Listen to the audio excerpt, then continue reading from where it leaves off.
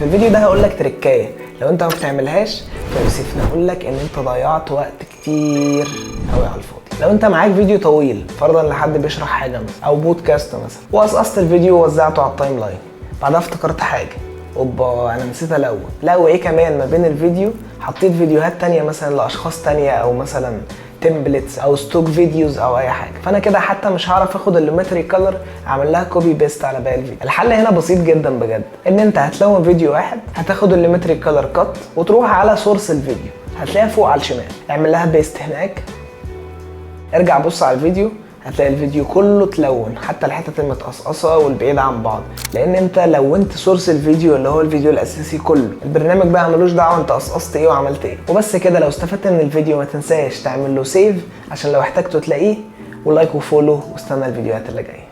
سلام.